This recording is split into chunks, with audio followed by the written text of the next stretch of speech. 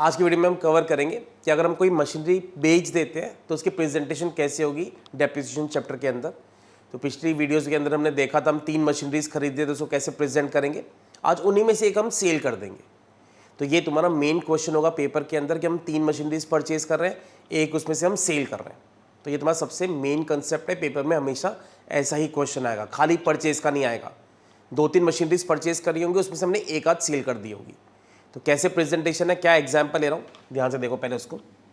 हमारी कंपनी एक machinery purchase करी अप्रैल 2001 में 20,000 की, अगले साल जुलाई में एक और परचेज करी 40,000 की, थर्ड ईयर में 1 जुलाई को हमने पहली वाली को सेल कर दिया 10,000 में और एक और नई 10,000 की खरीद ली। तो क्वेश्चन में क्या लिखा होगा, एक मशीनरी हमने कब खरीदी है, अप्रैल 2001 में, the first machinery was purchased. Second machinery 40 की एक और खरीदी नेक्स्ट ईयर में, थर्ड ईयर में एक को सेल करके एक नई खरीद रहे हैं। तो इसी तरह से तुम्हारा पैटर्न आएगा, 3 खरीद के हम एक को बेच रहे हैं। पहले हम इसको करेंगे स्ट्रेट लाइन मेथड से, फिर थोड़ी देर बाद सेम एग्जांपल हम करेंगे डिमिनिशिंग बैलेंस मेथड से भी, ताकि तुम्हें कोई कंफ्यूजन ना रहे कि दोनों मेथड्स में क्या फर्क हो रहा है तुम्हारा। हमारा ईयर एंडिंग 31 मार्च है, हमें मशीनरी अकाउंट बनाना है फॉर 3 ईयर्स। हमने सेम फॉर्मेट बना दिया।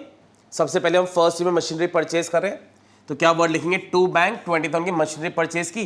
फर्स्ट ईयर में हमने कुछ नहीं किया और खाली एक ही मशीनरी परचेज की थी, तो उस पर हम पूरे साल का डेप्रिसिएशन लगा देंगे, बाय डेप्रिसिएशन 2,000 रुपीज, 10% डेप्रिसिएशन का हमारा रेट है।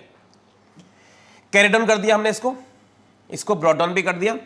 सेकेंड ईयर में कंपनी ने क्या किया, एक और मशीनरी परचेज कर ली जुलाई में, तो ये हमारी सेकेंड मशीनरी की वैल्यू है 40,000। अब क्योंकि स्ट्रेट लाइन मेथड है, तो पहले वाले पे हम 20,000 पे डेप्रिसिएशन लगाएंगे, सेकंड वाली पे 40,000 पे, मगर 9 मंथ्स का लगाएंगे इसके ऊपर हम, क्योंकि हमने जुलाई में परचेज करी है। तो पहली मशीनरी पे पूरे साल का डेप्रिसिएशन लगेगा 2,000।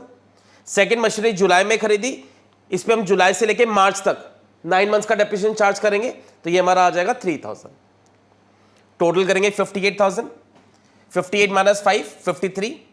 फर्स्ट में से फर्स्ट को माइनस करेंगे, सेकंड में से सेकंड को माइनस करेंगे। ये सेम कंसेप्ट हमने खरीदने वाला सीखा था लास्ट वीडियो में, तो अगर तुमने वो वीडियो नहीं देखी है तो पहले वो वीडियो देख लो, ताकि तुम्हें ये प्रेजेंटेशन क्लियर हो। 2 मशीनरीज 3 मशीनरी हम कैसे इसको शो कर रहे हैं पहले, तभी फिर सेल वाला पोर्शन तुम्हें समझ में आ जाएगा। तो इसे हमने लास्ट वीडियो में डिस्कस किया हुआ है। आज जो हम नया सीखेंगे वो क्या है, अब इसको हमने ब्रॉट डाउन कर दिया। क्वेश्चन में लिखा हुआ है द फर्स्ट मशीनरी, जो भी हमारी फर्स्ट मशीनरी है, इसको हमने 1 जुलाई को, यानी अप्रैल से लेकर जुलाई तक, अप्रैल मई जून, 3 महीने और यूज करके इसको हमने सेल कर दिया। तो सबसे पहला काम तुम्हारा क्या होना चाहिए, क्योंकि हम इसको जुलाई में सेल कर रहे हैं, तो जुलाई तक 3 महीने का पहले इस पर डेप्रिसिएशन और चार्ज कर दो। अब क्योंकि स्ट्रेट लाइन मेथड है, तो इसकी ओरिजिनल वैल्यू कितनी है 20,000, हम इस पर 3 मंथ्स का डेप्रिसिएशन और लगाएंगे। देखो, सेल के बारे में तुम्हें पहले एक चीज जानना जरूरी है। जब भी हमारी कंपनी कोई मशीनरी बीच में से बेचती है, तो अगर वो कुछ महीने इसको यूटिलाइज कर रही है, 2 महीने 3 महीने, तो पहले उतने महीने का डेप्रिसिएशन और चार्ज होता है, फिर कितने में सेल किया वो दिखाया जाता है, फिर लॉस या प्रॉफिट दिखाया जाता है। तो तुम ये तो सीख चुके हो, खरीदेंगे तो हम क्या वर्ड लिखते हैं, टू बैंक। डेप्रिसिएशन चार्ज करेंगे हम क्या लिखते हैं, बाय डेप्रिसिएशन। सेल जब करेंगे तो बाय बैंक के नाम से आएगा, और सेल करते हुए कुछ लॉस होगा या प्रॉफिट होगा। लॉस होगा तो बाय साइड में शो होता है, by profit and loss, loss के नाम से, और अगर बाय चांस कभी प्रॉफिट हो जाए तो to profit and loss, profit के नाम से। तो पहले 5 कंसेप्ट्स कहां पे पुट होते हैं पहले ये सीखो। खरीदेंगे तो टू बैंक, डेप्रिसिएशन हर साल के एंड में लगता है बाय डेप्रिसिएशन, बेचेंगे तो बाय बैंक, बेचते हुए लॉस होगा तो बाय प्रॉफिट एंड लॉस के नाम से आएगा, और प्रॉफिट होगा तो टू प्रॉफिट एंड लॉस के नाम से आएगा। अब यहां पे क्योंकि हम पहली मशीनरी बेच रहे हैं आफ्टर 3 मंथ्स, तो तुम्हारा पहला काम होना चाहिए उस पे 3 मंथ्स का और डेप्रिसिएशन चार्ज करना। तो अगर मैं 20,000 पे 3 मंथ्स का डेप्रिसिएशन और लगाऊं, तो 20,000 का 10% इज 2,000, फॉर 3 मंथ्स कितना आ जाएगा, 500। तो जब भी सेल वाला पोर्शन आएगा, सबसे पहला काम ये करना, उस पे उतने महीने का डेप्रिसिएशन और चार्ज कर देना। तो हमने ये 3 मंथ्स का क्यों लगाया, अप्रैल से जुलाई तक हम इसको 3 मंथ्स और यूज कर रहे हैं, तो पहले उस पे 3 मंथ्स का डेप्रिसिएशन लगेगा। अब क्वेश्चन में गिवन होगा हमने इसको कितने में सेल किया, तो क्वेश्चन में लिखा था हमने इसको 10,000 में सेल कर दिया, तो बाय बैंक सेल हो गई 10,000 की। अब लॉस कैसे निकालेंगे, पहली मशीनरी की वैल्यू थी 16,000, हमने इसको 500 अब और यूज किया 3 मंथ्स के लिए, तो 16,000 माइनस 500, ये बच गई 15,500 की। अब 15,500 की मशीनरी हम बेच रहे 10,000 में, तो हमें लॉस कितने का हो गया, 5,500 का हमारा लॉस हो रहा है। और तुम चेक करके देख सकते हो इन तीनों का जो सम होगा वो 16,000 के इक्विवेलेंट हो जाएगा। यानी हमने इसको 500 यूज करके 10,000 में सेल किया, हमें लॉस हो गया 5,500 का। तो इन तीनों का total should be equal to 16,000। तो काफी स्टूडेंट्स को कंफ्यूजन होती है सर हमने लॉस कैसे निकाला। तो देखो 16,000 में से इन दोनों का माइनस किया तो हमारा लॉस की वैल्यू आ जाएगी। अगर प्रॉफिट होता तो बाय प्रॉफिट लॉस की जगह हम टू प्रॉफिट लॉस प्रॉफिट लिख देते। तो जब भी सेल करेंगे पहले ये तीनों चीजें तुम्हें उस डेट पे दिखाने जब सेल हो रही है। तो तुम्हें 3 काम करने सेल के टाइम पे। सबसे पहले उतने महीने का डेप्रिसिएशन और लगाना है। तुम 3 महीने बाद बेचो, 4 महीने बाद बेचो, 6 महीने बाद बेचो, पहले उतने महीने का डेप्रिसिएशन चार्ज कर देना। कितने में बेचा है वो तुम्हें क्वेश्चन में गिवन होगा, वो लिख देना। लॉस कितना हुआ वो तुम्हें कैलकुलेट करना होगा। लॉस लास्ट टाइम सुनो हम कैसे निकालेंगे, 16,000 की वैल्यू थी, 500 यूज करके 10,000 में बेच दी। तो इन दोनों का सम कर लो, इसको 16 में से माइनस कर दो तो हमारा लॉस आ जाएगा।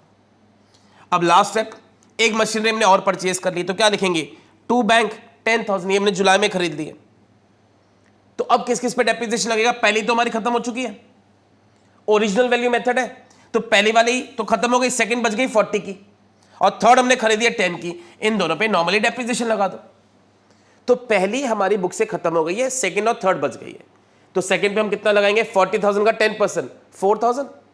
थर्ड वाली 10,000 की हमने जुलाई में खरीदी है तो इसमें हम कितने मंथ्स का लगाएंगे, 9 मंथ्स का। तो 10,000 पे 10% इंटू 9/12 तो ये हमारा 750 आ रहा है। तो देखो अब जरा डेप्रिसिएशन देखना, साल के एंड में सिर्फ सेकंड और थर्ड पे लग रहा है, ये पहली हमारे पास से जा चुकी है। जब कैरी डाउन भी करोगे, कैसे करते हैं कैरी डाउन, पहले इसका टोटल करो 63,000, सामने 63 लिख दिया, इसमें से पूरा माइनस कर दो तो पहले टोटल बैलेंस आ जाएगा।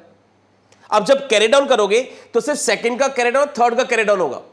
देखो टोटल्स में से पूरा माइनस होगा, मतलब यहां पे वैल्यूज लिखूंगा, सेकंड का बैलेंस कितना है, थर्ड का बैलेंस कितना है, तो ये सेकंड में से सेकंड माइनस करेंगे और ये थर्ड में से थर्ड माइनस करेंगे।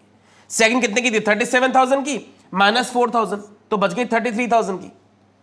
थर्ड 10,000 की अभी परचेज करी है, 750 यूज कर ली तो 9250। आंसर कैसे चेक होगा, इन दोनों का टोटल करके देखो तुम्हारा ये वैल्यू आ जाएगी। तो ये हमारा स्ट्रेट लाइन मेथड से सेल वाला पार्ट था। सेम एग्जांपल, बिल्कुल सेम एग्जांपल लूंगा, इसी को डिमिनिशिंग से करेंगे ताकि तुम्हें फिर से दोनों में डिफरेंशिएशन समझ में आ जाए कि कैसे डेप्रिसिएशन लगाया जाता है। तो सेम एग्जांपल, पूरा वही सेम एग्जांपल है, हम कौन सा मेथड यूज कर रहे हैं इसके अंदर, रिटर्न डाउन वैल्यू मेथड। तो एग्जांपल लेते हैं, पहली मशीनरी हमने खरीदी अप्रैल में, फर्स्ट, ये तो बिल्कुल सेम ही होता है, 2,000 का हमने डेप्रिसिएशन चार्ज कर दिया, हमारा कैरी डाउन हो गया, ब्रॉट डाउन हो गया। अगले साल हमने एक और खरीदी है जुलाई में, तो अब क्योंकि डिमिनिशिंग बैलेंस मेथड है हम 18,000 पे लगाएंगे और 40,000 पे लगाएंगे। 18,000 में पूरे साल का 1,800 आ जाएगा। जुलाई में खरीदी थी, इस पे कितने मंथ्स का चार्ज करेंगे हम, 9 मंथ्स का। तो 40,000 का 10% फॉर 9 मंथ्स, तो ये चार्ज करके तुम्हारा 3,000 आ जाएगा। इन दोनों का सम बाहर दिखा दिया। अब 58,000 टोटल है, सामने 58 लिखा, 58,000 माइनस 4,800, ये हमारी वैल्यू बच गई। अब पहले में से पहले को माइनस करेंगे, सेकंड में से सेकंड को माइनस करेंगे, दोनों का कैरी डाउन आ जाएगा। तो बस डिमिनिशिंग में तुम्हें ऊपर देखने की जरूरत नहीं, जो बैलेंस बचता जाएगा उसी पे डेप्रिसिएशन लगाते जाना। थर्ड ईयर में ब्रॉट डाउन कर दिया। सेम एग्जांपल ले रहा हूं, अब फर्स्ट मशीनरी को हमने 3 महीने बाद बेच दिया, तो ऊपर देखने की जरूरत ही नहीं है, इसी पे 3 मंथ्स का डेप्रिसिएशन लगा दो। लॉस निकालना, डेप्रिसिएशन चार्ज करना, बाकी का कैलकुलेशन सब सेम है, बस डेप्रिसिएशन किस पे चार्ज हो रहा है वो फर्क है। तो हम पहली वाली मशीनरी को 3 महीने बाद सेल कर रहे हैं, तो इस पे पहले 3 मंथ्स का डेप्रिसिएशन लग जाएगा। कैसे निकाला, 16,200 पे 10% फॉर 3 मंथ्स, तो ये हमारा 405 आ गया। अब क्वेश्चन में लिखा है हमने इसको कितने में सेल करा, 10,000 में। लॉस निकालने का तरीका बिल्कुल सेम, 16,200 माइनस इन दोनों का टोटल कर दो, तुम्हारा लॉस आ जाएगा। तो देखो खाली अगर मैं डिफरेंशिएट किया तो मैं इन दोनों का डिफरेंस बताऊं, स्ट्रेट लाइन मेथड और डिमिनिशिंग का, तो स्ट्रेट लाइन मेथड में ये 3 महीने का डेप्रिसिएशन हम इस पे लगाते, अब हम इस पे लगा रहे हैं, खाली ये फर्क है। बाकी का लॉस निकालने का तरीका, सेल वेल जो भी पोर्शन है, बाकी सब सेम है। तो सेल करते हुए ध्यान रखो, तुम्हें 3 चीजें दिखानी है, उतने महीने का डेप्रिसिएशन, कितने में सेल करा और लॉस। अब एक और मशीनरी परचेज कर ली हमने जुलाई में, टू बैंक 10,000 की। अब हमारी फर्स्ट तो खत्म हो चुकी है, किस किस पे लगाएंगे डेप्रिसिएशन, सेकंड पे लगाएंगे, और ये जो थर्ड खरीदी इस पे डेप्रिसिएशन लगा दो। तो सेकंड पे 3700 आ गया, थर्ड वाली हमने 10,000 की खरीदी है, इस पे हम कितने मंथ्स का चार्ज कर रहे हैं, 9 मंथ्स का। फिर बैलेंस कैसे करते हैं, सबसे पहले टोटल कर लो इनका, 63,200 नीचे लिख दो, 63,200 में से पूरा माइनस करो, बैलेंस निकालते हुए पूरा माइनस होगा पहले।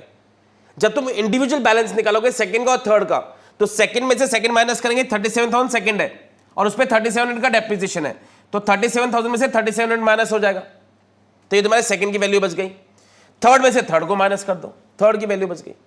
आंसर बेस्ट तरीका चेक करने का, इन दोनों का सम तुम्हारा ये हो जाना चाहिए।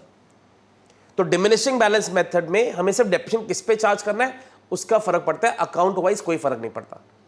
तो होपफुली में सेल वाला पोर्शन अच्छे से क्लियर हो गया होगा कि सेल में हम कैसे शो करते हैं, लॉस हम कैसे निकालते हैं, इसकी जगह प्रॉफिट होगा तो बस हम डेबिट साइड में शो करेंगे।